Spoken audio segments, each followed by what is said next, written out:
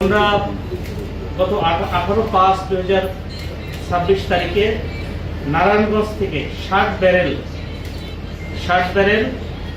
তেল এটি তারা তাদের ব্যবসায়িক প্রতিষ্ঠান অর্থাৎ এই মহামায়া ট্রেডার্স যেটি শালিখাতে সেখানে নিয়ে আসার জন্য তাদের একটি ট্রাক এবং তাদের ড্রাইভার সহ রওনা করে। রওনা করার শুরুতে তাদের সাথে যোগাযোগ ছিল, ঢাকায় ঢোকার পরে তাদের সাথে যোগাযোগ বিচ্ছিন্ন হয়ে যায়।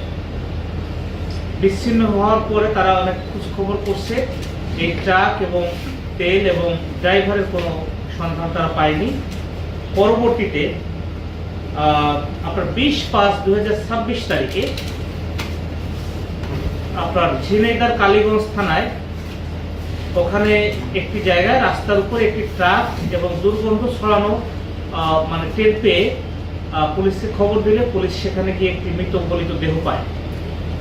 তো পরবর্তীতে এই যে মালিক এরা খোঁজখবর নিয়ে জানতে পারে যে এরকম ওই ট্রাকটি এবং ওই যে ড্রাইভার তার গলিত দেহ সেই ট্রাকের মধ্যে আছে। তো পরে তারা গিয়ে শনাক্ত করলে সেখানে ঝিনাইদহ কালীগঞ্জ থানায় একটি অপমৃত্যু মামলা রুজু হয়। তো এই ঘটনার যেহেতু এই প্রতিষ্ঠানের মালিক আমাদের এই মাগুরার শালিকা থানাধীন, ওনারা আমার কাছে আসেন যে আমাদের তো এরকম 60 ব্যারেল তেল সহ আমাদের একটি ট্রাক আমরা পাচ্ছিলাম না, আমাদের সেই ড্রাইভারকে পাচ্ছিলাম না। তারপরে সেটি পেলাম হলো যে কালীগঞ্জের ঝিনাইদহ কালীগঞ্জে এবং সে মৃত গলিত অবস্থা, কিন্তু সেখানে মামলা হয়নি। আমাকে প্রথম বলেছিল যে আসলে মামলা মোকদ্দমা হয়নি। তা আমি বললাম যে কেন এরকম ঘটনা, মামলা তো হতেই হবে। পরে আমি ওখানে যোগাযোগ করলাম, ওনারা বললেন যে ওখানে একটা ইউডি মামলা হয়েছে। তা আমি দেখলাম যে বিষয়টা অত্যন্ত গুরুত্বপূর্ণ, কারণ ট্রাক ছিনতাই হলো বা ডাকাতি হলো এবং পাশাপাশি সেই ড্রাইভারও মারা গেল।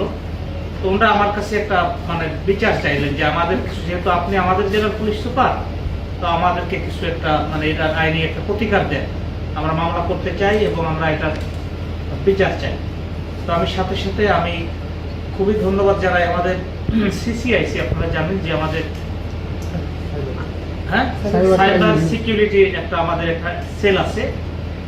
আমি ওই সেলকে আমি একটা টাস্কিং করি যে দেখো এই বিষয়টা ডিটেইলস জেনে কোথায় কি আছে, আমাদের তথ্য প্রযুক্তির যে ব্যবহার আছে সেগুলো প্রয়োগ